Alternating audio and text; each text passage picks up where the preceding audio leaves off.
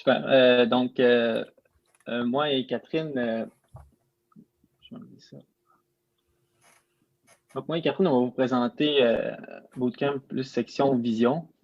Non seulement, pas uniquement des méthodes d'apprentissage profond, mais aussi l'analyse d'images qu'on peut faire suite à l'application de méthodes de deep learning.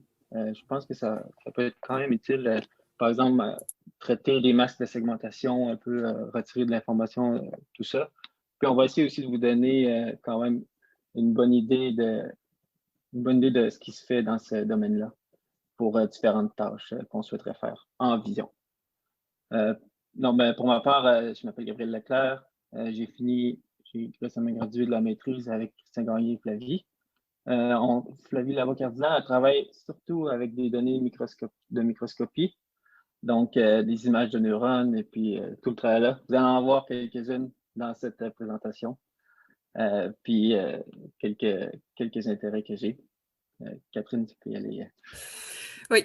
Moi, je suis étudiante nouvellement au doctorat. Je viens juste de finir ma maîtrise aussi avec Christian Gagné et Flavie Lavoie-Cardinal. Donc, j'ai été scoopée par Gab sur qu'est-ce qu'on fait, là, mais en gros, on essaie d'appliquer l'apprentissage machine à des données de microscopie, donc pour l'étude un peu en neurosciences. C'est ça, là, moi aussi, j'ai mis des intérêts. Là. Si je ne suis pas devant mon ordi, je suis généralement dans des trails de vélo de montagne ou sur des murs d'escalade. Aussi, juste pour compléter un peu l'introduction, c'est vraiment très hands-on ce qu'on a fait. Puis on a beaucoup assumé que vous aviez suivi les autres sections du bootcamp. Il y a certaines sections qu'on va plus rapidement dessus. Fait que n'hésitez pas à poser des questions. Là, ça peut être très interactif. Attendez pas nécessairement à la fin pour poser des questions. On l'a vraiment construit comme ça. Et aussi, est-ce qu'ils ont accès au notebook? Je peux leur copier. Oui, c'est sur le drive, donc ils peuvent y aller directement. OK. Ben, je vous encourage à aller le chercher puis à rouler les sections en même temps que nous parce qu'il y en a plusieurs qu'on a mis des petits paramètres que vous pouvez changer pour que ce soit plus comme facile de voir l'influence d'un paramètre. Vous allez pouvoir le changer directement puis voir l'effet.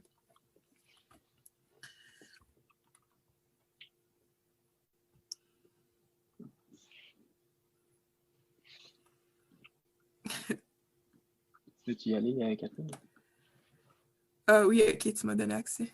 Ouais. OK, ça marche. OK. Si vous roulez en même temps que nous autres, assurez-vous que vous roulez la première section parce que c'est pour importer toutes les librairies. On va juste attendre que ça fonctionne. OK, bon, pendant que ça se fait. En fait, c'est quoi la vision numérique? C'est un peu la science qui permet à des ordinateurs d'analyser des images. En fait, nous autres, en tant qu'humains, on a des milliers d'années d'évolution qui nous permettent de tout de suite interpréter les images qu'on voit. Il y a un système complexe là, avec nos yeux, puis notre cerveau, puis notre cortex qui permettent d'analyser l'image directement sans qu'on ait vraiment à y penser. Mais si on veut traduire cette capacité-là à un ordinateur, en fait, il faut vraiment se pencher sur comment l'information de l'image est transmise à l'ordinateur.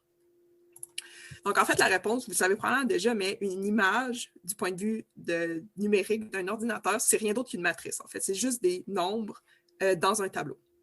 J'ai mis un exemple ici pour vous le montrer directement.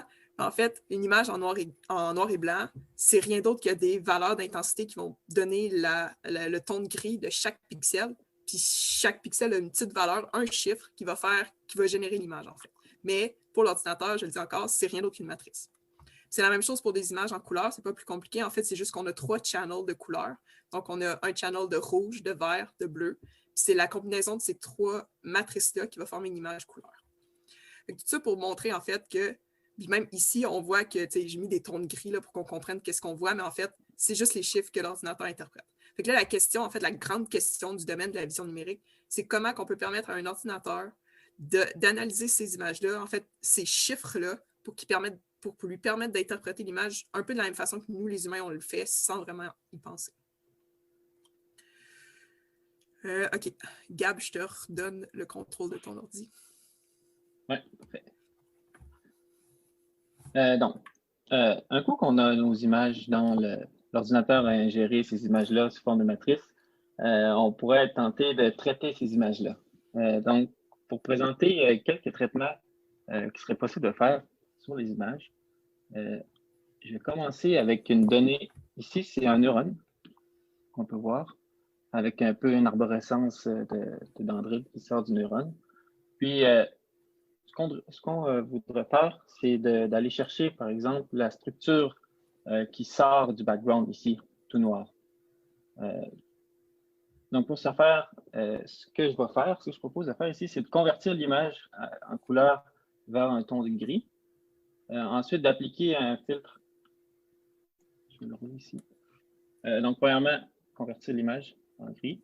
D'appliquer un filtre gaussien qui va, en quelque sorte, adoucir toute l'image pour nous permettre plus tard d'avoir un masque plus moins, pas précis, mais plus doux un peu, un masque plus doux du neurone. Ensuite, on va essayer de trouver le threshold, c'est-à-dire une valeur qui va nous permettre de faire la différence entre le background et le foreground. Ça pourrait être un threshold qui est déterminé manuellement dans l'image, mais à des fins plus pratiques, on peut utiliser des algorithmes qui permettent de déterminer ce threshold-là à partir des statistiques de l'image qu'on est en train d'analyser. Dans le cas ici, j'utilise l'algorithme qui s'appelle le threshold triangle. Donc, ça dessine un peu, ça dessine l'histogramme de l'intensité des pixels, puis ça va chercher le threshold qui sépare le mieux les deux extrémités de l'histogramme. Puisque dans cette image-là, dans les images de biologie, la plupart du temps, le fond est noir, puis l'image d'intérêt est plus bright, comme on voit ici. Donc, ça fait comme deux modalités dans la distribution. Puis ce threshold-là permet de les séparer efficacement. Puis ensuite, il reste tout simplement à appliquer cette threshold-là sur l'image. Puis en sortie, ce qu'on va obtenir, c'est un masque de segmentation du neurone, qui est tout simplement des valeurs de 0 ou de 1, comme on peut voir ici en noir ou blanc. Ensuite, à partir de cette image-là, maintenant qu'on a seulement des valeurs de 0 ou 1, on peut faire des opérations morphologiques. C'est-à-dire que c'est des opérations qui vont être appliquées avec une certaine connaissance du voisinage de chaque pixel qu'on analyse. Il y a plusieurs types d'opérations morphologiques. Ici, j'en ai sorti les 4 opérations les plus populaires. Qu'on appelle la première ici, c'est la dilation. Donc ça va en quelque sorte comme faire gonfler le masque. Toute la région blanche dans le neurone, ça fait gonfler ça d'une certaine valeur. Ensuite, il y a une opération qui s'appelle l'érosion. Ça va éroder le masque. Donc, au contraire de faire gonfler le masque, ça le fait rapetisser, tout sur la frontière du masque. Ensuite, il y a aussi l'opération le opening ou une ouverture. Ça, c'est tout simplement d'appliquer l'érosion en premier, suivi d'une dilatation en deuxième. Puis, l'utilité de faire ça, ça permet d'enlever des petites régions. Par exemple, ici, l'opération d'ouverture va permettre d'enlever ces petites régions-là dans l'image. Ensuite, la fermeture aussi, c'est complètement l'opposé. Donc, c'est une dilatation en premier, suivie d'une érosion. Puis, le fait d'appliquer une fermeture, ça va fermer les trous qui sont présents dans les masques. On va voir des exemples.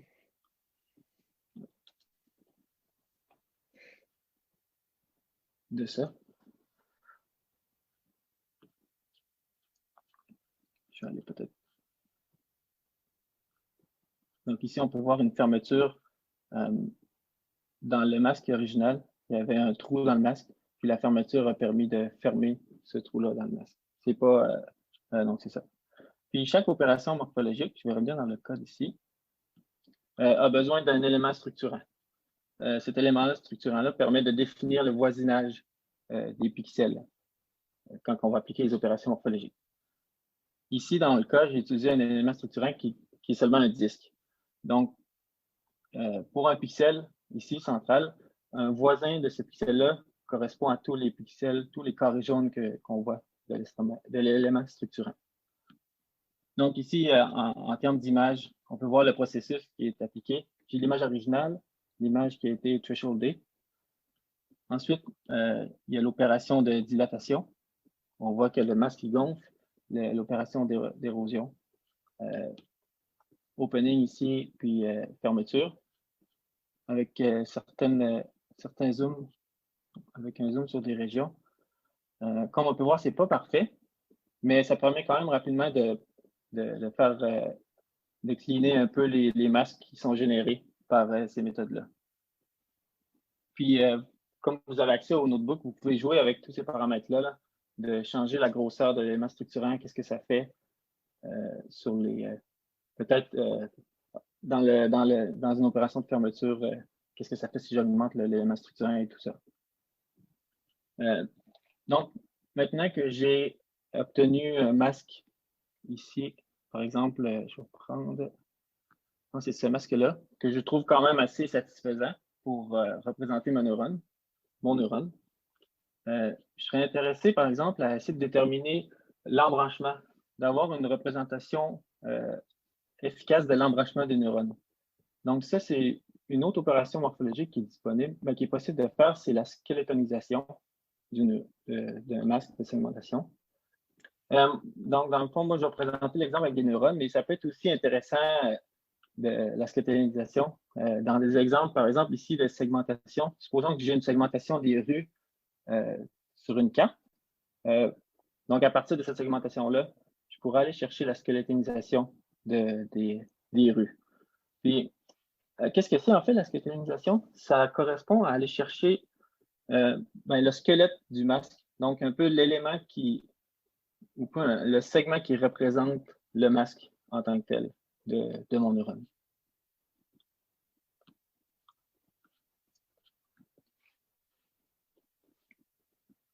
Donc ici, pour ce faire, je vais commencer avec, j'applique l'opération de morphologie, la dilatation, avec la librairie Scikit-Image. Puis ensuite, j'applique l'opération de squelettonisation sur cette image-là. Donc là, ici, on voit, peut-être que c'est mieux sur votre ordinateur, j'espère que c'est mieux, mais on peut voir ici le squelette qui est obtenu de ce masque-là. Puis dans le fond, là, je l'ai comme ajouté sur l'image du neurone, le squelette. Puis ici, c'est la section zoomée de ça. Donc, on peut voir, OK, c'est quand même bien, mais c'est pas non plus encore parfait.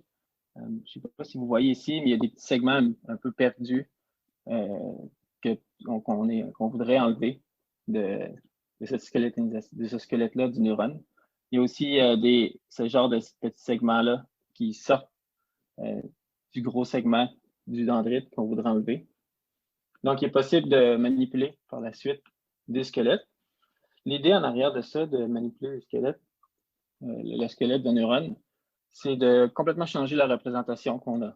En ce moment, c'est une représentation, c'est une image où les pixels à 1, ça représente le squelette, puis les pixels à 0, c'est le background. Donc, on veut transformer cette représentation-là vers une représentation plus de graph, c'est-à-dire un peu de réseau. Donc, dans une représentation en graphe, on peut définir des points, des jonctions, puis chaque jonction ou chaque jonction en deux segments, donc ça représente un graphe. Puis un coup qu'on a représenté ce graphe-là, on peut naviguer dans ce graphe-là, par exemple pour trouver c'est quoi le segment le plus long sur mon neurone, est-ce que j'ai des boucles présentes dans mon neurone. Donc ça permet d'avoir une représentation assez puissante pour analyser les neurones. Dans le cas ici... Excuse-moi, Gabriel, excuse-moi de t'interrompre. Il y avait une question dans le chat. Olivier demandait c'est quoi les avantages d'utiliser Scimage par rapport à OpenCV. Là, je pense que c'est pour l'exemple précédent. Personnellement, j'ai toujours utilisé Scimage parce que c'était déjà présent c'était facilement utilisable dans Python. Mais OpenCV, je pense que c'est un très bon outil. Peut-être plus rapide même que Scimage. Je ne connais pas exactement le pour et le contre des deux librairies, mais définitivement, c'est une bonne alternative aussi, là, OpenCV.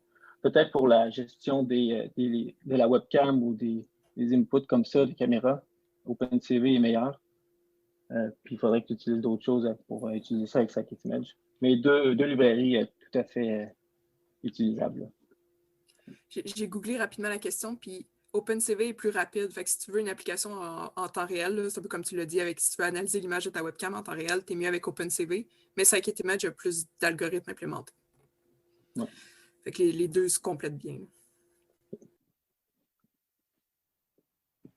C'est bon. OK, c'est ça. Donc, maintenant que j'ai mon squelette de l'image, je vais utiliser la librairie Scan.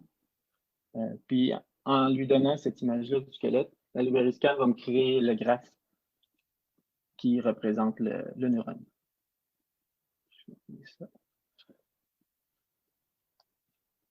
Puis ici, par exemple, pour un peu montrer ce qui est possible de faire quand j'ai mon graphe, je vais essayer je vais supprimer, je vais garder seulement les segments qui suivent ces règles-là. Donc, si un segment est défini par 2 points qui finissent un segment, c'est-à-dire un peu un segment qui est perdu ici, lui, il n'est pas connecté à d'autres segments, ce segment-là. Il n'y a pas d'autres jonctions, il n'y a pas d'autres segments qui viennent se rejoindre à lui. Donc, ce type de segment-là, ça ne m'intéresse pas. Je vais les enlever. Ensuite, des segments qui sont définis par une jonction et un point de fin, un endpoint. Par exemple, ici. S'ils ne sont pas assez longs, je vais les supprimer. Puis, si le segment n'est pas assez long par rapport à la résolution de l'image, c'est des paramètres que je donne ici, je vais les supprimer aussi. Puis après avoir roulé un peu ce genre de filtre-là pour analyser le graphe, on obtient ici une représentation quand même meilleure, je crois, du squelette du neurone. Ça l'a enlevé, par exemple, ce genre de petits segments-là. Comme on peut voir, les segments qui sortent.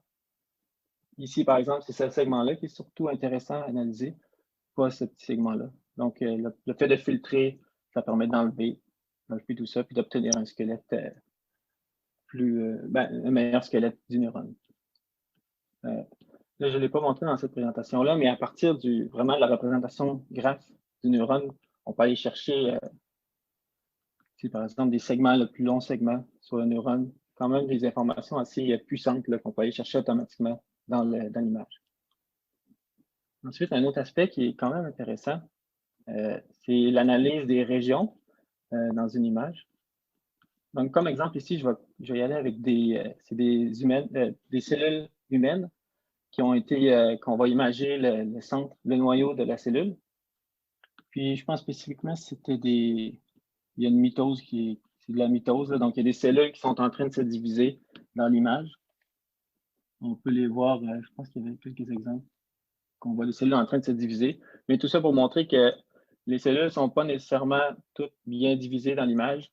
Puis ce qu'on voudrait faire, ce serait de segmenter ces cellules-là, de détecter ces cellules-là dans l'image. Puis seulement appliquer un threshold, sur l'image, c'est pas assez puissant parce qu'il y a des cellules qui sont collées ensemble ou un peu ce genre de problème-là. Donc, pour pouvoir faire pour pouvoir segmenter toutes les cellules de l'image, je vais commencer un peu comme tantôt à calculer un threshold avec la méthode encore de triangle. Ensuite, je vais appliquer le threshold sur l'image. Donc, j'obtiens un masque ici. L'image en entrée, elle va de 0 à 255. C'est une image de 8 bits. Puis le threshold calculé par triangle vaut 19. C'est ça qu'on applique. Ensuite,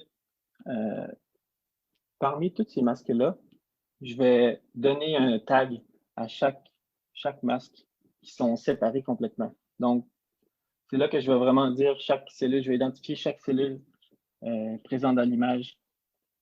Je vais leur donner un tag, comme on peut voir ici. Donc là, c'est seulement une représentation. J'ai mis une couleur différente à chaque cellule.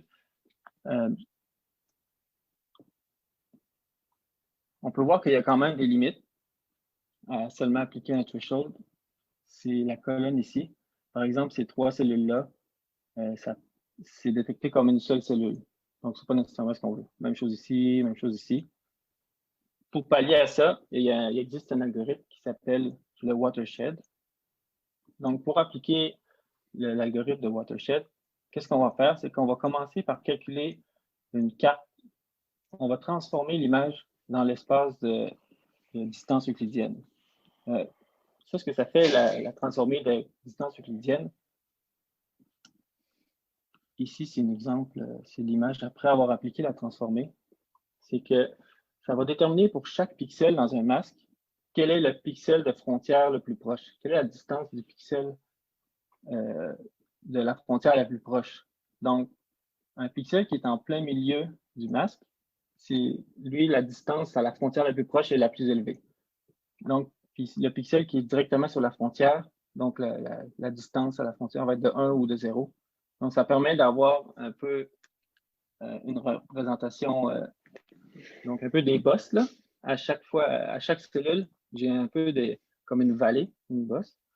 Puis, on va appliquer ensuite, on va trouver des maximums locaux dans ces bosses-là. Puis, ce que ça fait, ces maximums locaux-là, ça va afficher les centres des cellules, qui sont les centres des cellules.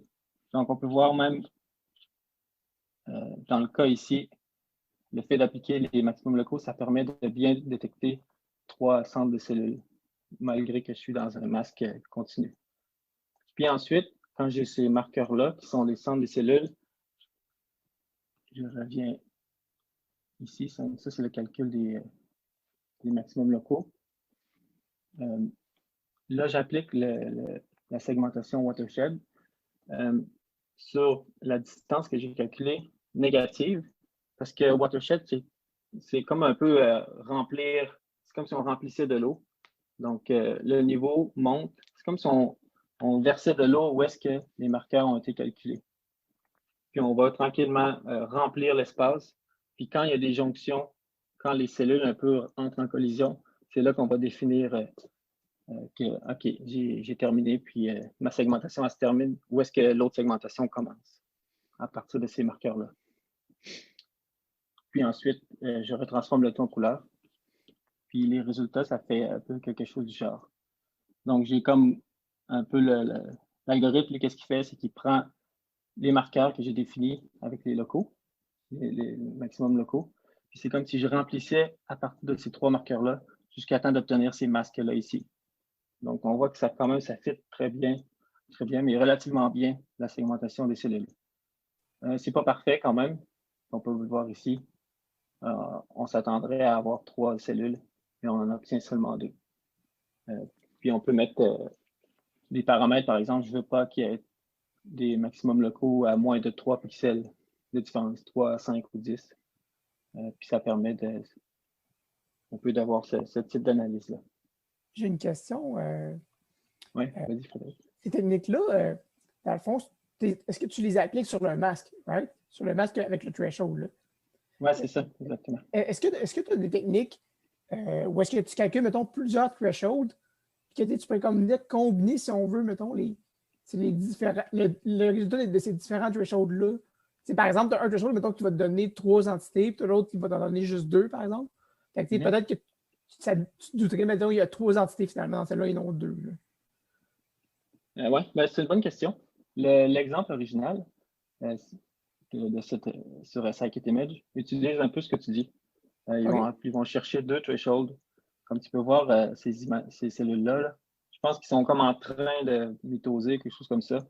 Puis les 2 thresholds, comme tu dis, ça va permettre de les différencier. Puis ils vont appliquer les approches sur chaque threshold indépendamment. Puis ça permet efficacement de traiter ça. Ouais. C'est bon, merci. Y a-t-il d'autres questions? Je ne sais pas, comme dans le chat, là. Non. Non, le chat est beau pour l'instant. OK. Puis finalement, pourquoi on fait ça? Au final, c'est de détecter toutes ces cellules-là.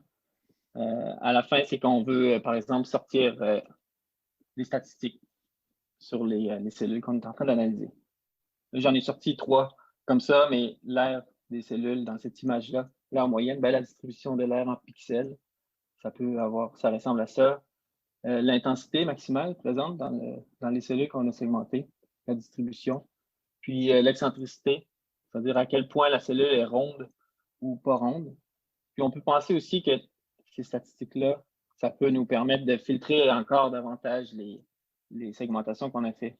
Donc, par exemple, si on s'intéresse à des cellules ou des objets qui sont ronds, le fait d'aller chercher ce paramètre-là, l'excentricité, on peut enlever ceux-là qui ne sont pas assez ronds à notre goût de l'analyse.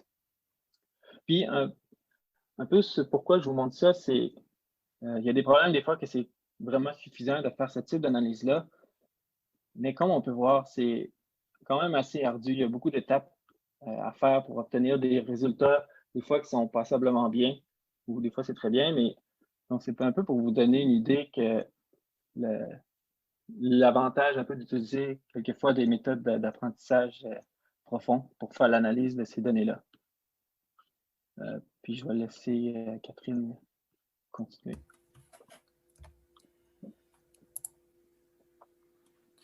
OK. Donc, je vais transitionner tranquillement vers l'apprentissage automatique après qu'on ait vu des méthodes qui ne l'utilisaient pas. Donc, en premier, là, pour introduire les réseaux de neurones à convolution, il faut commencer par introduire la convolution. Je pense que je l'aime ça à contrôler. OK, c'est pas grave. OK, bon. OK.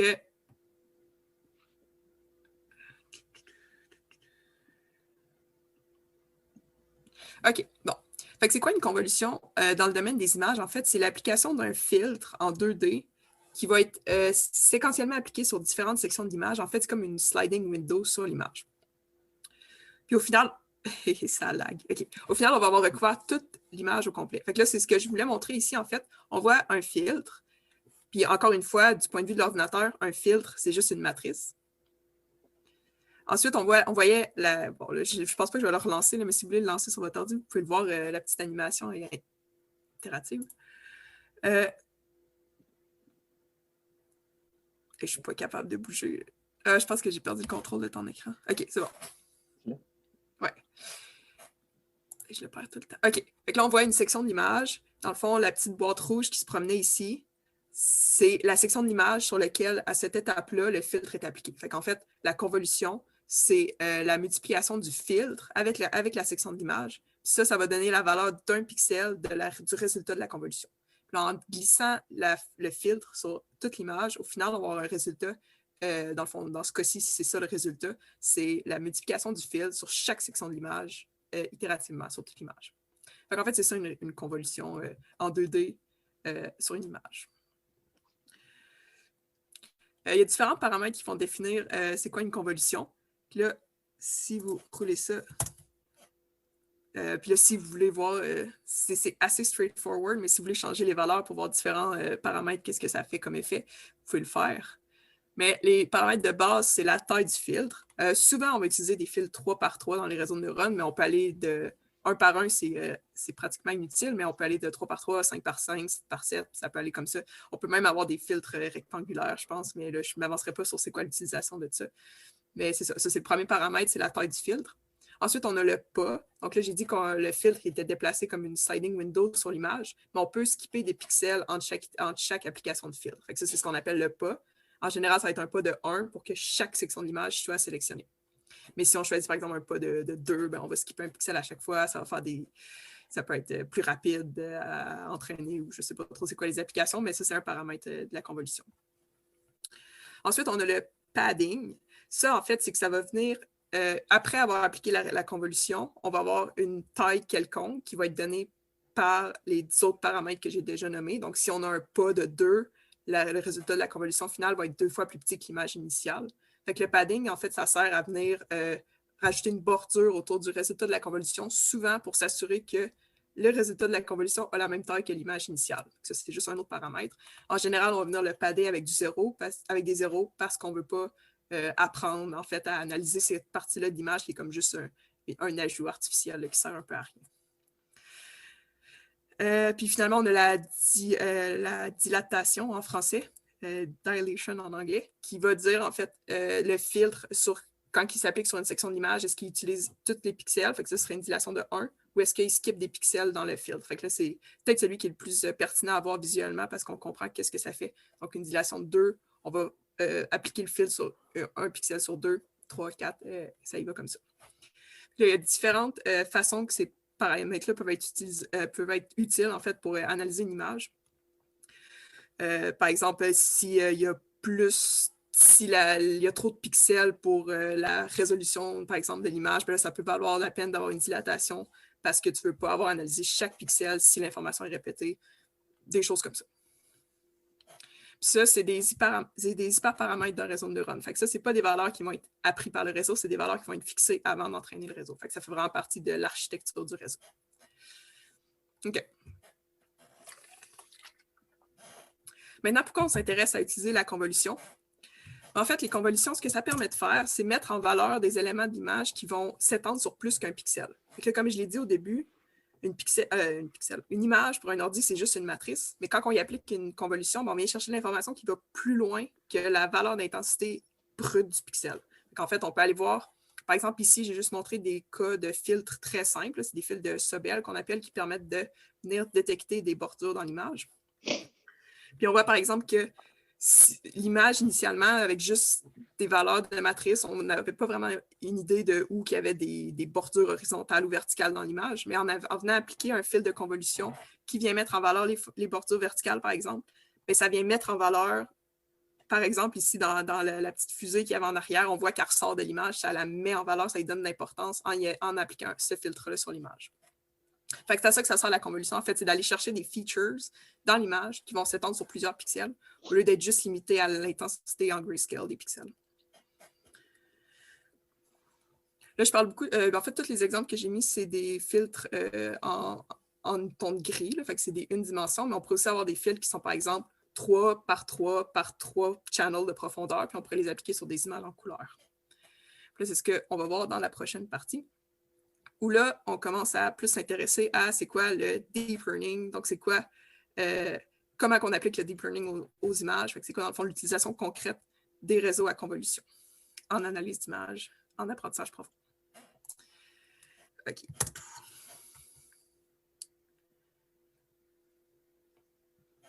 Okay.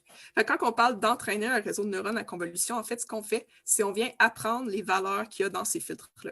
Là, ici, c'est des filtres aléatoires. Vous voyez que c'est juste du bruit en couleur. Là. Ça ne nous intéresse pas. Mais après, en fait, ça, c'était les poids initiaux du réseau. Puis après l'avoir entraîné, ces filtres-là sont devenus dans le fond, des motifs plus qui veulent dire quelque chose. Ce n'est pas juste du bruit. Fait que, par exemple, le réseau a appris que ça peut être pertinent d'avoir un filtre avec ce motif-là parce que ça va venir mettre en valeur un élément d'image qui, au final, va être utile pour le réseau dans sa tâche, peu importe sa tâche de classification, par exemple. Fait que ça, c'est juste une visualisation des premiers fils qui ont été appris par un réseau. Je pense que c'est AlexNet ici, dans le fond. Puis on voit que c'est tous des éléments quand même très simples. Fait que c'est des lignes, c'est des points de couleur, c'est des petits motifs quadrillés simples. Parce que c'est les premières couches du réseau. C'est ce qui va être appliqué directement à l'image en entrée.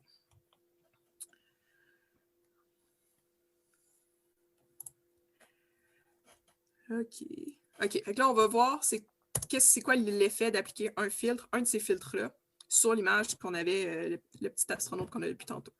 Fait qu'on voit que si on applique un filtre aléatoire, que c'est juste du bruit, qui n'a pas été appris, il n'y a pas d'éléments concrets qui sont mis en valeur. En fait, c'est juste comme un peu un flou de l'image qui ne veut rien dire. Mais si on lui applique un filtre qui a été appris, on peut voir qu'il y a des éléments qui correspondent au filtre qui vont être mis en valeur. Là, si vous voulez jouer avec, si vous l'avez ouvert, là, vous pouvez changer le numéro du filtre. Je pense que le 2 est intéressant. Mais là, on s'entend, c'est la première couche du filtre, fait que c'est vraiment des éléments qui sont simples. Là, tantôt, on va voir que plus on avance dans le réseau, plus les éléments se complexifient, puis ça donne plus d'informations au réseau dans sa tâche. C'est ça. Là, j'ai choisi le filtre 2. Là, on voit que on s'attend à ce que ça mette en valeur des éléments diagonales dans le rouge puis dans le bleu. Puis on voit ici que ça a vraiment fait ressortir le drapeau des États-Unis en arrière parce qu'il y avait des lignes diagonales rouges du drapeau. Là, c'est juste un exemple de qu'est-ce que ça peut venir mettre en valeur. Mais ça reste quand même, comme je l'ai dit, des éléments super simples.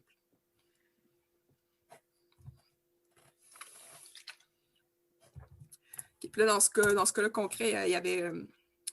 comme j'ai dit, je pense que c'est AlexNet, il y avait 64 filtres dans la première couche de convolution. Puis là, ici, c'est juste, on voit les 64 feature maps. En fait, c'est le résultat des convolutions de ces 64 filtres-là sur l'image qu'on lui a donnée en entrée, qui était l'astronaute. On pointe des éléments qu'on pense qui ont été mis en valeur, mais en fait, on ne le sait pas vraiment. Puis le point, en fait, c'est qu'on s'en fout de c'est quoi qui est mis en valeur. Parce que le réseau, lui, il sait pourquoi il utilise cette information-là. Nous, on n'a pas besoin de le savoir. Mais on peut voir, Ça, c'est encore une fois l'exemple avec, bon, il a l'air d'avoir mis en valeur les edges, diagonales, rouges, puis ici, est-ce qu'il a détecté genre sa lèvre ou est-ce que c'est peut-être juste le rouge aussi parce qu'il y a du orange dans son sous, t'sais. On ne sait pas ce qu'il met en valeur, mais ça ne dérange pas. C'est vraiment des niveaux d'abstraction que du point de vue de l'humain, on ne les comprend pas, mais le réseau il a appris que ça lui était utile dans sa tâche, fait que c'est comme ça qu'il a défini ses filtres.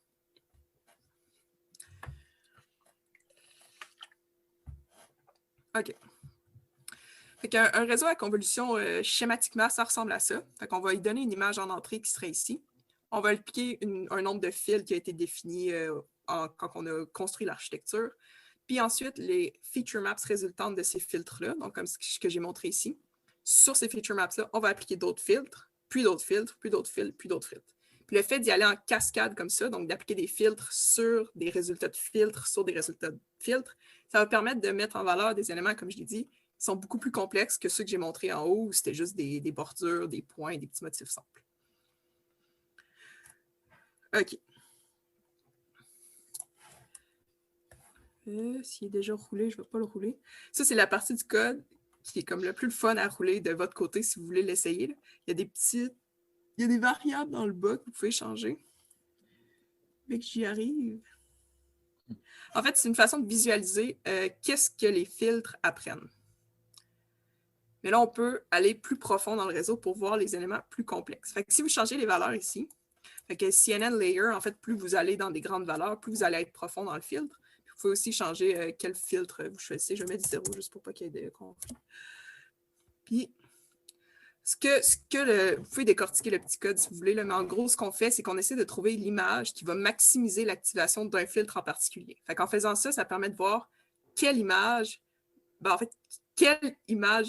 le plus activer un filtre. Fait qu'en gros, c'est qu'est-ce que le filtre veut chercher dans l'image. Je vais rester à ça. Fait que ça donne des effets qui sont un peu comme ça. Fait que comme je l'ai dit, c'est un niveau d'abstraction du point de vue de l'humain. On ne peut pas vraiment interpréter ça. Mais le réseau, lui, c'est ça qui active un filtre en particulier. Puis là, si on compare le vide comme ça sert un peu à rien de juste regarder ça. Mais si on regarde, par exemple, une des premières couches, je ne ferai pas la couche 0 parce qu'on les a déjà vus, les filtres. Et si on prend, par exemple, la couche 2, on s'attend à ce que ce soit des motifs qui sont super simples par rapport à celui que je viens de montrer. Il y a de l'optimisation. Fait que là, c'est ça. On voit que c'est des petites lignes assez simples. Mais si on va plus profond dans le réseau, là, je vais en choisir un autre que celui qu'on avait juste pour faire changement. Là. Donc, on prend la couche 21. Juste pour passer le temps, pendant que c'est optimisé, je peux expliquer un peu ce qu'il fait. Là, mais en gros, les poids du réseau sont déjà entraînés. On les a fixés. Puis là, ce qu'on fait en ce moment, c'est qu'on essaye on fait de la descente de gradient sur l'image. Fait qu'on essaye de vraiment trouver l'image qui va maximiser le résultat d'un filtre au lieu d'optimiser les filtres pour avoir une fonction de perte. En fait, c'est comme si notre fonction de perte, c'était l'activation d'un filtre. OK, fait que là, on voit que dans ce filtre-là, c'est cette image-là qui l'active le plus possible. Fait que là, on peut, si on louche un peu, on peut peut-être voir que ça ressemble presque à des plumes d'oiseaux. Fait que c'est peut-être comme ça qu'il a vu. Là, il a appris que des fois, dans les images, il y a des plumes d'oiseaux. Puis ce filtre-là, en fait, il doit l'aider à classer des oiseaux. Voilà, c'est peut-être pas des oiseaux, là, je ne sais pas. Là. Puis ici, j'ai juste montré pour ne pas avoir à le rouler trop de fois parce que c'est quand même assez long. Mais on voit que plus on avance, en fait, à gauche, on est dans les premières couches. Fait que c'est des petits motifs simples. Plus on avance, ça se complexifie. Même si on arrive à cette couche-là, là, que je pense que c'est la 21e, on voit que c'est ce qui est activé par des genres de neurones, puis presque comme du poil d'animaux. Puis même dans le dernier, il ne faut pas être trop épileptique quand on regarde ces images-là. Mais on voit presque des têtes de coq. Je ne sais pas si vous les voyez. Là. Fait que là, on peut se douter que si on lui donnait une image de coq, probablement que ce filtre-là serait super activé parce qu'il a appris à reconnaître les faces de coq. Puis c'est ça, j'ai mis des liens là, vers comme le blog post de ce code-là. Là, c'est super intéressant. Il y a plein d'exemples. Puis si vous voulez comme plus comprendre là, c'est quoi les différents degrés d'abstraction, comment un réseau apprend à reconnaître ces features-là, c'est super intéressant. On dirait presque le Deep Dream. Ouais. Il y a un lien entre ça et le Deep Dream. Je pense que c'est le même principe. Mais au lieu de commencer avec une image random, tu commences avec une image que tu choisis, puis là, tu essaies d'activer un filtre avec cette image-là. Il y a un lien entre les deux. Ça, je sais pas qu'est-ce que ça veut dire. Mais ouais, super intéressant. Je vous conseille d'aller voir l'article que j'ai mis ici. OK. Là, c'est à Gab.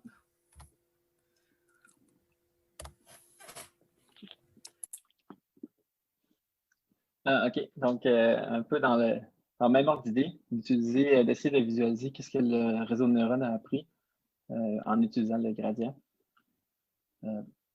Ici, j'ai utilisé le réseau AlexNet que Catherine a présenté tantôt, a utilisé. Puis ce réseau-là a été entraîné à classifier les images du jeu de données ImageNet. Donc, c'est 14 millions d'images à prédire, à classifier parmi 1000 classes différentes. Donc, par exemple, ici, si je donne cette image-là au réseau de neurones, il va prédire que c'est un chien de race samoyède à 94 % de confiance. Donc, j'ai entraîné mon réseau. Je ne vais pas modifier ses poids. Donc, qu'est-ce que je vais faire ici? C'est vraiment une approche naïve d'essayer de comprendre qu'est-ce que le réseau fait ou sur quoi il se base pour faire sa prédiction. Mais ce que je vais faire, c'est que je vais revenir ici. Donc, je vais prendre mon image en entrée, puis je vais aller calculer du gradient sur cette image-là. Donc, pour ce faire, qu'est-ce que je vais faire? C'est que je vais prendre l'image, je la passe dans le réseau, ici. Puis, à la sortie du réseau, je vais appliquer une softmax pour avoir, parmi les 1000 classes, déterminer la probabilité que le réseau donne à chaque classe. Puis, je vais utiliser la classe qui a la plus haute probabilité, donc en utilisant le argmax ici. Je vais prendre cette classe-là, donc dans le cas ici, c'est le samoyède. Je vais prendre cette classe-là, puis je vais faire une opération de backward sur la classe, puis ça va repropager le gradient jusqu'à l'image en entrée au départ. Donc, un peu l'intuition en arrière ici, c'est de voir quand le réseau a fait sa prédiction sur cette classe-là, c'est quel pixel en entrée qui ont le plus d'effet sur la prédiction que le réseau vient de faire.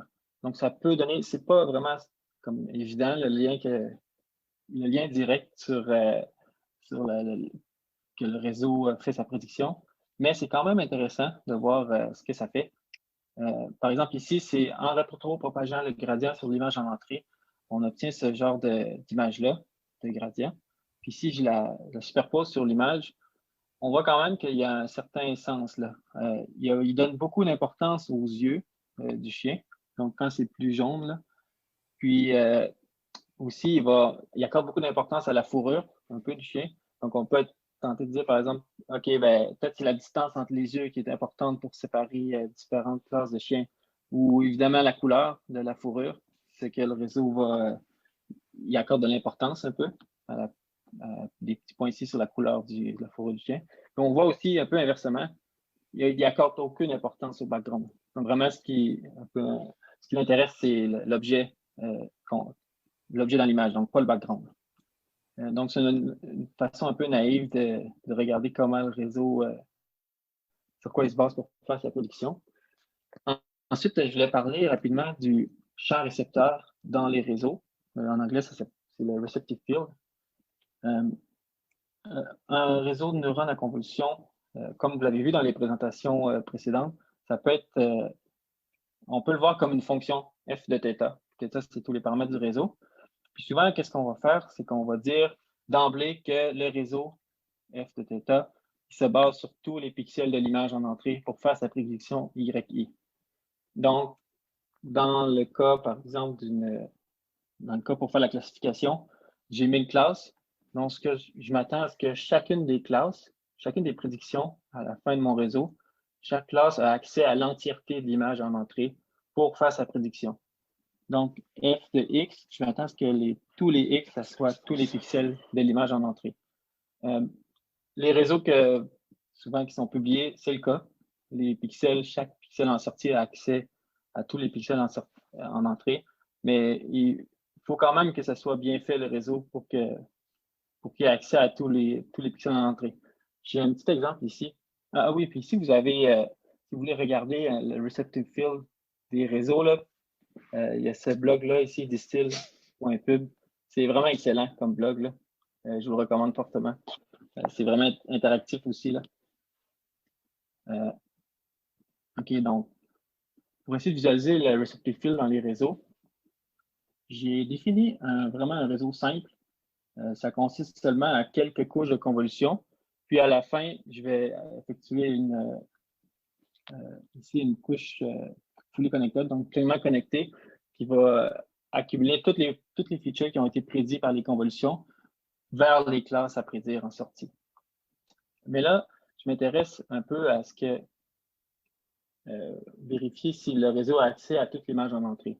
Donc, juste pour le bien de l'exercice, le premier exemple, je n'utiliserai pas la couche à la fin pleinement connectée du réseau. Donc, si j'utilise seulement les features qui ont été calculées par les convolutions, les 3 premières convolutions dans le réseau, sans utiliser la couche pleinement connectée, puis je regarde un peu c'est quoi le champ de vue que chaque pixel a accès. Donc, on peut voir que c'est vraiment pas toute l'image. Ici, c'est 25 features que je regarde quels pixels en entrée ils ont accès. Donc, ici, pour prédire ce pixel-là en sortie, pour prédire un certain feature, le feature a accès seulement à 7 zones de pixels. Donc, puis ensuite, supposons que j'applique la couche pleinement connectée. Elle, son but vraiment aussi, c'est de tout mettre ça ensemble, tout mettre les features ensemble pour que chaque prédiction en sortie ait accès à toute l'image en entrée. C'est ce qu'on voit ici. Donc, c'est vraiment important. C'est d'autant plus important avec des réseaux de segmentation où est-ce que si ma tâche a besoin d'avoir une vue d'ensemble sur l'image en entrée pour faire une segmentation, il faut que le réseau soit assez profond. Il faut que mon réseau à convolution soit assez profond pour permettre d'avoir un champ de vue assez grand. Puis, comme j'ai dit, le blog, c'est une excellente ressource pour voir ça. Ensuite, pour des tâches, pour faire suite vers l'analyse, le deep learning, avec des tâches possibles, comme Frédéric Paradis a présenté, je crois, hier, la classification, c'est une tâche qu'on peut presque considérer comme a été résolue. Ici, on peut voir sur le jeu de données ImageNet, justement, on est rendu avec un taux d'erreur de 1,3. Puis ici, je me souviens bien, l'erreur humaine est autour de 5. Donc, ces réseaux-là sont meilleurs que des humains pour classifier 200 races de chiens, puis 1000 classes, dans le fond. Donc, c'est assez puissant. Ensuite, qu'est-ce qu'on peut faire aussi en vision? Une tâche qui est intéressante, c'est la segmentation. La segmentation, ça consiste seulement à donner une classe à chaque pixel d'une image. Donc, d'associer une classe à chaque pixel d'une image. Ça peut être obtenir une image binaire, donc juste du background puis du foreground, un petit peu comme j'ai présenté au début, détecter le neurone dans l'image. Mais ça peut être plusieurs classes pour chaque pixel. Le réseau le réseau typique pour faire ce genre d'analyse-là, c'est UNet que ça s'appelle. Donc, le but, c'est d'appliquer plusieurs couches de convolution, puis essayer d'apprendre dans le bas du réseau une représentation qui est plus abstraite de l'image. Puis ensuite, à partir de cette représentation-là, je vais retourner dans l'espace un peu de l'image. Donc, je passe de des représentations abstraites vers des représentations plus spatiales de l'image. Un petit exemple ici. Par exemple, où est-ce que c'est intéressant de faire la segmentation d'image? C'est dans le domaine médical. C'est par exemple, si j'ai un peu cette tranche de cerveau-là, OK, c'est intéressant de savoir qu'il y a une tumeur dans cette image-là, mais c'est d'autant plus intéressant d'avoir la segmentation de la tumeur. C'est à quel endroit ça a lieu. Pour, par exemple, un chirurgien qui veut opérer ou quelque chose comme ça. Donc, le réseau UNet lui permet de faire ça, de passer de l'image vers une segmentation. Dans ce cas-là, binaire, 0 ou 1. Puis on peut voir si je la superpose à l'image, ça entoure bien le cerveau. Ensuite, une autre application possible, ça serait de la détection d'instances dans l'image. Donc, pas nécessairement de segmenter tous les pixels dans l'image, mais d'aller juste détecter des instances dans l'image. Il y a différentes méthodes qui sont possibles. Une des méthodes ici que je montre, c'est le masque RCNN. Cette application-là va calculer une bounding box, donc une boîte autour des instances. Puis, avant en plus, segmenter l'instance dans la boîte, ce qui est quand même intéressant. Puis il y a aussi, si ça vous intéresse, ce genre de tâches-là, il y a le projet YOLO. J'ai mis le lien vers le GitHub Project, quand même 16 000 étoiles. Mais ça permet de faire du traitement en temps réel d'images comme ça. Donc, on voit ça détecte les autos, les personnes, avec un bon taux une bonne vitesse de calcul.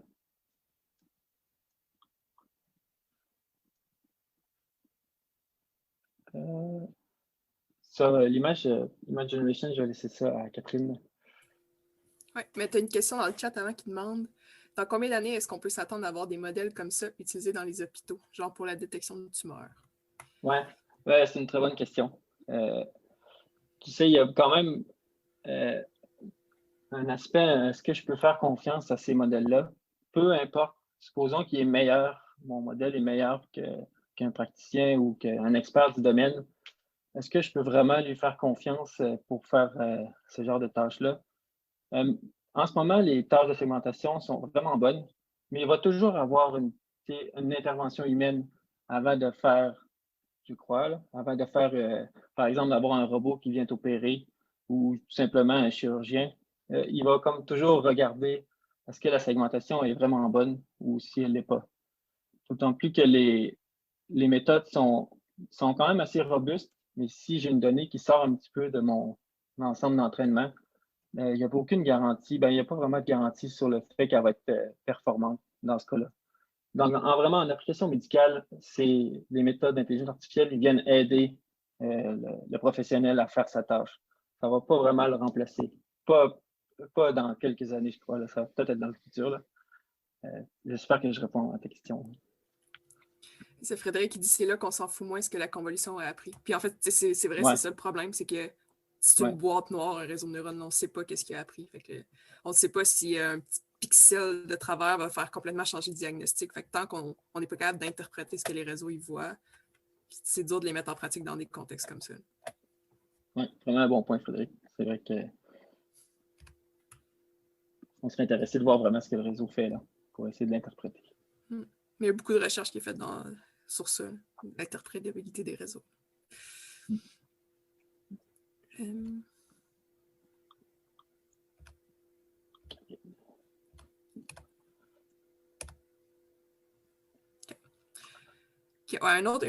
autre tâche, en fait, qui est un peu moins de l'analyse d'image, mais c'est quand même super intéressant. Puis c'est souvent ce qui fait comme jaser dans le grand public là, quand on parle genre de.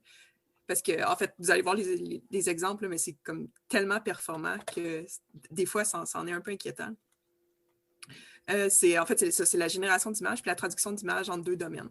Fait que là, il y a beaucoup d'applications de ça. Souvent, c'est des applications qui sont plus comme ludiques. Là. Fait que si on parle, mettons, de recolorer des images en noir et blanc ou restaurer des images historiques, des choses comme ça, c'est du deep learning en génération d'images. En fait, ce serait de la traduction d'images du domaine noir et blanc vers le domaine couleur. Je mets des applications un peu aléatoirement, là, mais avec les papiers qu'ils ont créés, là, mais il y a plein d'autres applications. Là. Mais par exemple, générer des cartes à partir d'images satellites, ça pourrait être quelque chose d'intéressant pour Google, par exemple, d'automatiser ce processus-là. En fait, c'est sûrement déjà automatisé. Là, c'est extrêmement ludique comme application, mais de transformer des zèbres en chevaux et vice-versa. C'est en utilisant une architecture qui s'appelle CycleGAN. Je vous ai aussi mis le lien vers le papier.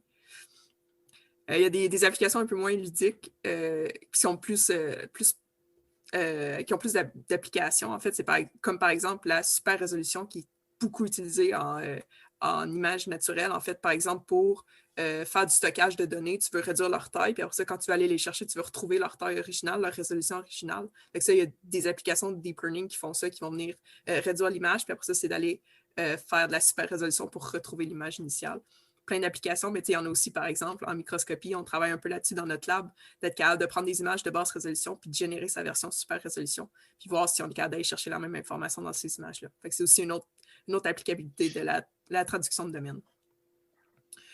Sinon, là, dans la partie que, comme je disais, qui était un peu plus inquiétante, là, quand on parle du domaine des fake news, puis les deepfakes, ces affaires-là, là, vous avez sûrement vu des visages générés. Fait que là, ça, c'est toutes des personnes qui n'existent pas. Puis là, j'ai aussi mis le lien vers thispersondoesnotexist.com si vous voulez aller voir des portraits qui n'existent pas. Il y a la même chose qui se fait avec, comme j'ai dit, là, il y a n'importe quoi comme application, mais il y a aussi this cat does not exist. c'est un chat qui n'existe pas. Fait que, on voit que c'est un peu inquiétant parce que du point de vue de l'humain, on n'est même pas capable de dire que c'est pas quelque chose qui existe. Les algorithmes sont tellement bons qu'ils peuvent nous faire avaler n'importe quoi comme étant vrai. Fait que là, quand on parle, c'est ça, comme je disais, là, les fake news, on est capable de faire dire n'importe quoi à des politiciens, dans le fond, maintenant, avec le deep learning. Je vous ai mis le lien vers thisx.doesnotexist.com, puis vous allez voir à quel point il y a des applications qui sont... il y a du monde qui ont de l'imagination pour inventer des applications qui utilisent ces méthodes-là. Puis juste rapidement, là, pour introduire, en fait, qu'est-ce qui fait que c'est possible de générer des trucs qui sont réalistes comme ça, c'est une architecture qui s'appelle le GAN, le réseau génératif adversarial. La façon que ça marche, c'est que c'est 2 réseaux à convolution. Fait que même si ce n'est pas de l'analyse d'image, c'est encore une application des réseaux à convolution. Il y en a un qu'on appelle le générateur. En fait, sa tâche, ça va être de générer des images qui sont fausses. Puis il y a un autre réseau, aussi un CNN, qui va apprendre à classer les images fausses, puis les différencier des images vraies, en fait, de classer une classe vraie, une classe fausse. Puis les 2 réseaux sont entraînés parallèlement, ce qui fait en sorte que le générateur va être optimisé pour berner le discriminateur. Fait en apprenant dans le fond, à tromper le discriminateur, à lui donner des images fausses que le discriminateur va interpréter comme étant des vraies, en même temps, le réseau a aussi appris à berner les humains. Fait que nous autres non plus, on n'est plus capable en fait, de différencier les fausses du vrai. Fait que c'est cette idée-là, c'est cette architecture-là un peu en fait, adversariale là, qui s'entraîne un contre l'autre, qui fait en sorte que les images sont super réalistes comme ça. Fait que c'est juste un exemple de comment on peut utiliser des réseaux, des CNN pour faire des trucs qui vont plus loin que l'analyse d'images. OK, fait que là, je voulais finir, c'est le temps de poser des questions là, parce qu'on est sur la fin de notre présentation. Je voulais juste finir avec on a donné vraiment beaucoup d'informations, beaucoup de façons d'interpréter les réseaux, des pointers sur qu'est-ce que le réseau voit, des trucs comme ça, mais vous n'êtes pas tellement plus équipé pour commencer un projet en deep learning. Fait que on a ajouté une petite section pour dire c'est quoi comme les rules of thumbs, comment que tu commences un projet, si tu as une tâche, puis tu veux essayer de l'automatiser dans le fond, une tâche d'analyse d'image. Fait que la première étape, on s'entend, c'est de vérifier si le deep learning, c'est vraiment applicable à la tâche. En général, ça va être applicable, mais est-ce que c'est la meilleure méthode en fonction du problème? Fait que là, Gabriel a montré au début plein de cas où on n'avait pas besoin du deep learning pour avoir des bons résultats sur des images. C'était des méthodes qui étaient beaucoup plus flexibles, beaucoup plus faciles à implémenter, puis aussi qui ne sont pas dépendantes des données comme le deep learning l'est, puis qui n'ont pas besoin d'entraînement aussi. Fait que, c'est des méthodes souvent, des petites méthodes simples. C'est la première étape à faire avant d'essayer de faire ça avec de l'apprentissage profond. J'ai mis quelques exemples, c'est des exemples d'applications plus simples en apprentissage machine, mais qui n'utilisent pas des réseaux de neurones profonds. Fait que je n'expliquerai pas c'est quoi, là, mais si vous vous intéressez à ça, là, souvent les SVM, c'est utilisé en classement, les random forest, ça peut être utilisé en classement comme en segmentation.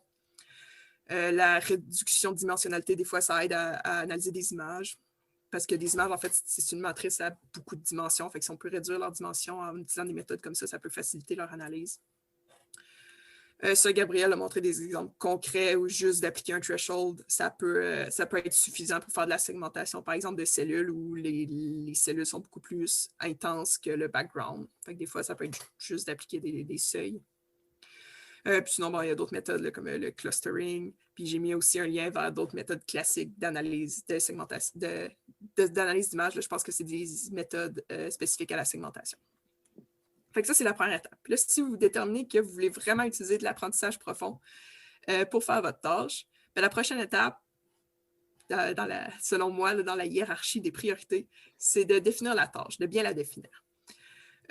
Par exemple, est-ce que c'est vraiment de la segmentation qu'on fait ou est-ce que juste de la détection d'instances, ça serait suffisant et ça serait plus facile à apprendre? Gabriel a montré un exemple tantôt avec les autos dans un background où on n'avait pas besoin de segmenter l'image au complet. Si tout ce qu'on veut, c'est détecter les images, c'est peut-être plus simple d'y aller avec une tâche de détection que de segmentation.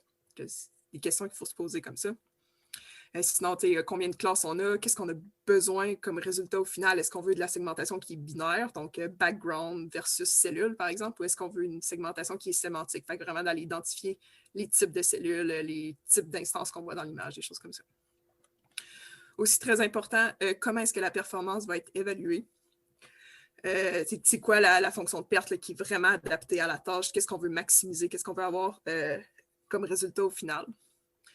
Aussi, il faut se demander, surtout là, on a parlé un petit peu du domaine médical, mais est-ce que les faux positifs devraient avoir le même poids que les faux négatifs? Fait que si on pense au domaine médical, es beaucoup mieux d'avoir beaucoup de faux positifs que d'avoir des faux négatifs où tu manquerais un diagnostic d'un patient qui en aurait vraiment besoin. C'est juste un exemple comme ça, des questions qu'il faut se poser quand on définit la tâche.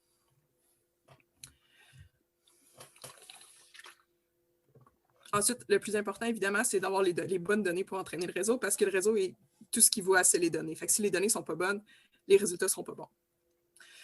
Combien d'images sont disponibles? Il n'y a pas de règle du pouce. Ça va toujours être dépendant de la tâche, le nombre d'images qui sont nécessaires pour la tâche. Mais en général, plus tu en as, mieux c'est.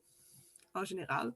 Aussi, il faut que les images soient représentatives de la diversité que vous allez avoir en test. Fait que tu ne veux pas l'entraîner sur des samoyèdes puis t'attendre à ce qu'il différencie des chihuahuas en test. C'est un exemple comme ça, mais il faut que ton jeu de données d'entraînement ait la même diversité que ton jeu de données de test. Oups.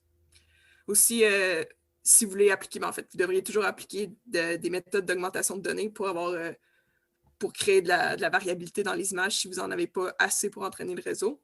Mais il faut garder en tête que ce n'est pas nécessairement toutes les sortes d'augmentation de données, toutes les méthodes qui vont être appliquées à une sorte d'image en particulier. Là, l'exemple le plus commun, c'est si tu veux entraîner à classer des chiffres, tu ne veux pas qu'un 6 à l'envers soit interprété comme un 6, mais en fait, ça devrait être un 9. Fait que là, des choses à penser. Puis, il y a des cas un petit peu plus complexes, par exemple. Nous, on travaille beaucoup avec des images en microscopie. Puis, mettons, une largeur de neurone, par exemple, ça va être un type de neurone précis, mais si tu rescales ton image pour qu'elle soit plus grosse, puis que là, le neurone est interprété comme quelque chose de plus gros, ben, si tu ne veux pas entraîner ton réseau, tu veux qu'il y ait tu veux pas créer une dépendance sur la résolution de l'image. En tout cas, fait que souvent, du rescaling, comme ça ne fait pas toujours du sens. Des rotations, ça n'a pas toujours du sens. Fait que c'est des choses à faire attention. Ensuite, il faut choisir l'architecture du réseau. Là, on en a nommé quelques exemples, puis honnêtement, je n'ai pas mis beaucoup d'emphase sur c'est quoi le réseau, parce que c'était pas vraiment important pour la présentation. Mais pour une tâche, c'est important de choisir le réseau qui est bien adapté à la tâche en particulier. Là, on a dit par exemple qu'en segmentation, les UNets sont pas mal state-of-the-art encore pour la détection d'instances et les masques RCNN. Classement, là, ça change souvent lequel qui est meilleur. Puis, dans le fond, c'est vraiment d'aller consulter la littérature, puis aussi de vous demander est-ce que vous voulez un modèle qui est pré-entraîné. Souvent, les modèles vont être ceux qui sont disponibles, là, je vous ai mis le lien ici de Vector'd Vision. Les modèles qui sont disponibles vont être pré-entraînés sur des images naturelles. Fait que là, est-ce que si vous voulez analyser des images naturelles, c'est sûrement une bonne idée de les prendre pré-entraînées. Sinon, si vous analysez, je sais pas, de la microscopie, ben là, peut-être que vous ne voulez pas le pré-entraîner sur des images naturelles. Mais peut-être que oui aussi. Fait que c'est des questions à se poser quand on veut choisir l'architecture du réseau. Mais en gros, la règle du pouce, c'est de consulter la littérature. Par contre, il faut garder en tête que les réseaux qui sont les plus performants, qui ont, mettons, 1% d'erreur, comme on a vu, c'est des réseaux super profonds qui ont été entraînés sur genre des centaines de GPU parallèlement, puis sur des millions d'images qui ont été prises directement sur Google. Fait que souvent, même si c'est le meilleur, c'est rare qu'il va être adapté à la tâche que tu veux faire sur un petit jeu de données avec une petite tâche simple. Fait que, il faut quand même rester réaliste. Ce n'est pas nécessairement celui qui va être le meilleur, qui a été entraîné par des géants du web, qui va nécessairement être le meilleur pour votre tâche. Fait que, en gros, l'idée, c'est vraiment d'aller voir la littérature, trouver une tâche qui ressemble plus à celle que vous voulez faire, puis voir quel modèle a été utilisé. Là, ici, il manque un R, je voulais dire hyperparamètres, mais dans le fond, c'est un peu la même idée au niveau des hyperparamètres. Il y en a plein à choisir, là, comme il faut que tu choisisses ton taux d'apprentissage, ta taille de batch, si tu veux faire ta propre architecture, il y a aussi tous les paramètres de convolution, comme la taille du fil, ces affaires-là. Souvent, encore une fois, c'est un peu la même idée que quand on choisit l'architecture du réseau, il n'y a pas de règle du pouce qui va marcher pour tout le monde. C'est de voir la littérature, regarder qu'est-ce qui est fait pour des tâches similaires. Puis aussi, idéalement, ce qu'on veut faire aussi, c'est de faire beaucoup d'entraînement en changeant des paramètres, puis essayer de trouver comme un minimum global dans la performance. En fait, un maximum de performance pour un set de paramètres donnés. Mais souvent, ça, ce n'est pas réalisable parce que si ça prend plusieurs jours à entraîner un réseau, tu ne veux pas avoir à l'entraîner 10 000 fois pour essayer 10 paramètres différents, 3 fois chaque. 10 à la 3, non, ok. En tout cas, je me suis trompée. Mais tu ne veux pas, c'est pas nécessairement quelque chose qui est réalisable, mais dans un monde idéal, c'est ce qu'on ferait pour choisir les hyperparamètres. Mais si ce n'est pas réalisable, c'est de regarder la littérature, d'essayer différentes valeurs, d'interpréter les résultats. Juste un exemple comme ça, si tu vois que ta courbe de là, ça fluctue vraiment beaucoup, ben là, c'est peut-être un taux d'apprentissage qui est trop élevé. Si ça converge trop vite et que les performances ne sont pas bonnes, c'est peut-être que tu n'as pas assez de données. Il y a des petites règles du pouce comme ça. mais il n'y a pas de règle d'âge générale qui marcherait pour tout le monde. OK, je pense que je peux finir là-dessus. Là, mais en gros, je pense que dans la hiérarchie des choses qui sont importantes pour entraîner un réseau de convolution, la chose la plus importante, ça va toujours être les données. Après ça, ce qui va avoir le plus d'impact, c'est probablement l'architecture. Puis après ça, ça va être les hyperparamètres. Mais le plus important à avoir, puis être sûr que c'est adapté à la tâche, c'est vraiment les données, puis leurs étiquettes, évidemment, aussi. Ça fait le tour de notre notebook. Là. Je ne sais pas s'il y a des questions ou si Gabriel, tu as des choses à ajouter. Non, ça va, tu as bien résumé, je pense. Ouais. OK, on a des questions dans le chat. OK.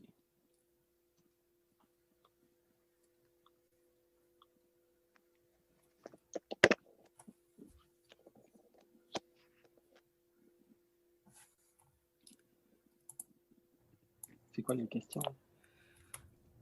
Elle est longue, OK. Je vais la lire. C'est contre-intuitif le fait d'appliquer le prochain filtre sur le résultat d'un précédent. Si le premier filtre met en évidence des traits plus grossiers, comment expliquer que la couche suivante trouve des caractéristiques plus fines? Peut-être tu peux y aller avec un exemple. Oui, vas-y. Le fait de combiner les filtres, ça peut aider.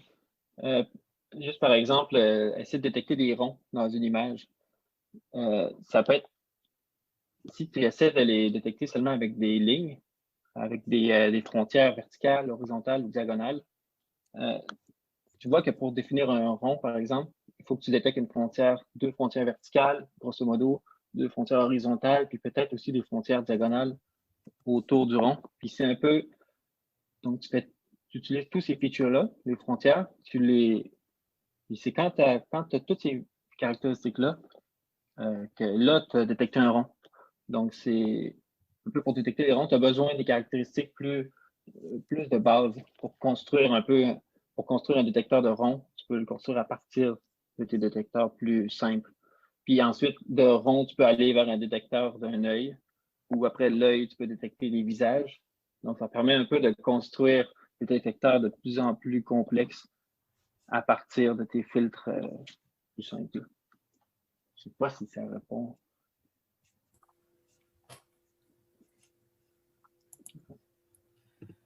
Oui, c'était bien répondu. La combinaison avec le sac, c'était une bonne image. Mais là, la question se continue. J'ai perdu le chat. Qu'en est-il de la perte d'informations, voire deuxième partie de la question? OK, j'avais pas fini de lire la question. OK. Il me semble qu'en mettant en évidence certains schémas de filtres, on perd de l'information. Ainsi, comment c'est possible de préciser les formes à partir de formes moins raffinées? OK, je pense que la partie finale de préciser les formes, tu l'as bien expliqué. Mais ce serait, il me semble qu'en mettant en évidence certains schémas de filtres, on perd de l'information. Ouais.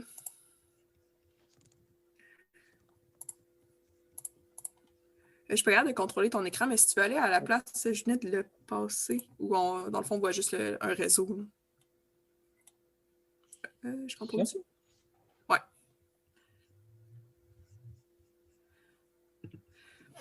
Ça revient un peu à ce que tu as dit, mais dans le fond, si tu es ici dans ta première couche, tu as 5 channels, tu vas créer 5 feature maps. Puis après ça, ton prochain filtre, en fait, ça va être un filtre. OK, tu me diras si je me trompe, mais mettons que ton prochain filtre, ça va être, mettons, un 3 par 3, il va être aussi par 5 de profondeur. Fait qu'il va agir sur les 5 filtres en même temps quand il va apprendre. Fait que c'est ça qui va permettre, en fait, de combiner. Puis même si l'image a l'air d'être simplifiée, quand tu as 5 fois une image simplifiée, en fait, tu peux avoir plus d'informations qu'une image initiale. Et aussi, peut-être en lien avec ça, avec ta question, Sandrine, en fait, c'est vraiment une bonne question. Puis, je vais essayer d'aller dans la segmentation. Pardon. OK. Ici, là, je pense que c'est un peu, il y a du monde qui se sont posé la même question que toi concernant la perte d'information. Puis le UNet, ici, comme tu vois, il y a des flèches, que c'est des concaténations.